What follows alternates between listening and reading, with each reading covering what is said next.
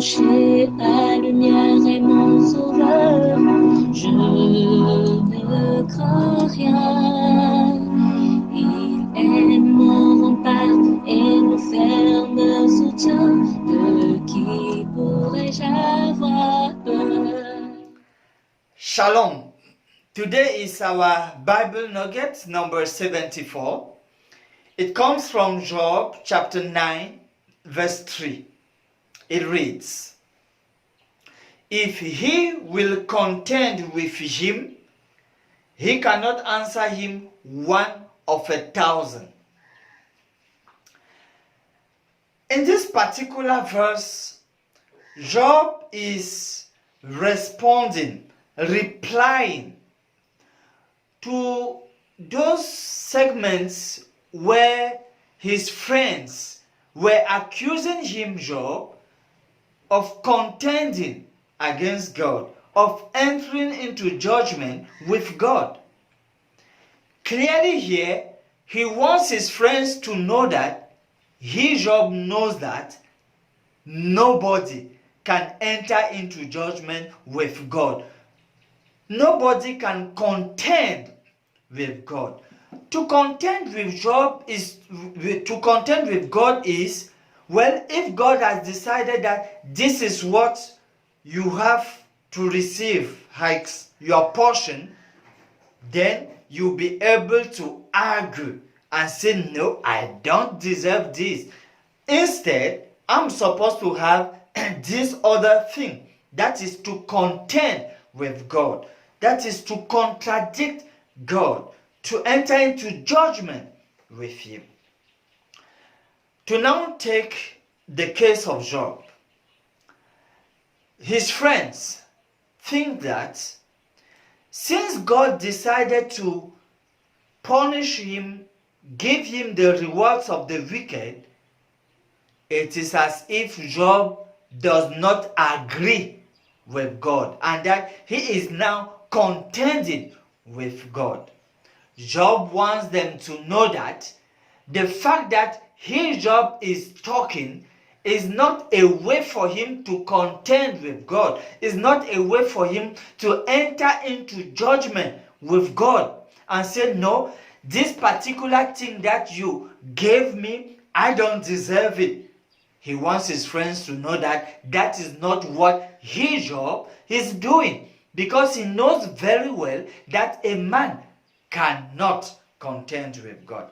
And he goes even further in explaining that even if a man should, prepare about 1,000 arguments beforehand and say, okay, when I will meet God, this is what I will tell him when he will ask me any question for the reason why I think that I'm supposed to have this and not that. So Job says, even when you will have prepared the thousands of arguments of responses, immediately when you will be in the presence of God, that majestic presence, that august presence, that most holy presence, you will not be able to utter even one reply, even one answer out of the 1,000 things that you must have prepared to reply God's questions. So Job knows those things, and he wants his friends to know that he knows that nobody can contend with God.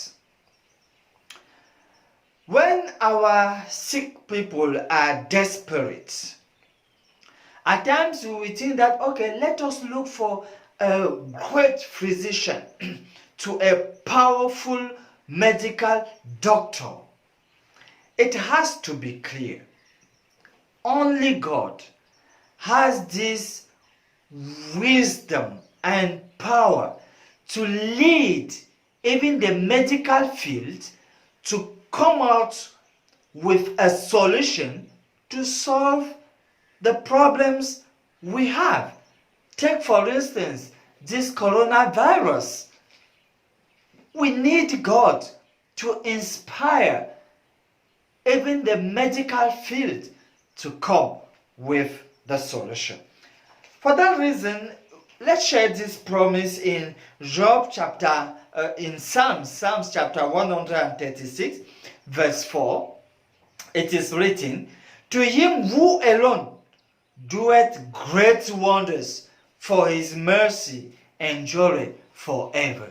Only God is able of doing great wonders. Trust him. If you expect something great, very great, something extraordinary in your life, you need to trust God, because he alone can work it out and his name will be glorified. Let's close with these words of prayer. We come to you, Lord, that you help us to be sensitive to those who suffer around us. We need your mind to feel the need to assist the sick around us. Without you, we can do nothing. We are only channels. Use us for the glory of your name. It is our prayer through Jesus, our Savior. Amen. Âme, espère en l'Éternel, mon âme, espère en l'Éternel, qu'un chant s'élève au Dieu du ciel, qu'un chant s'élève au Dieu du ciel, mon âme espérant l'Éternel.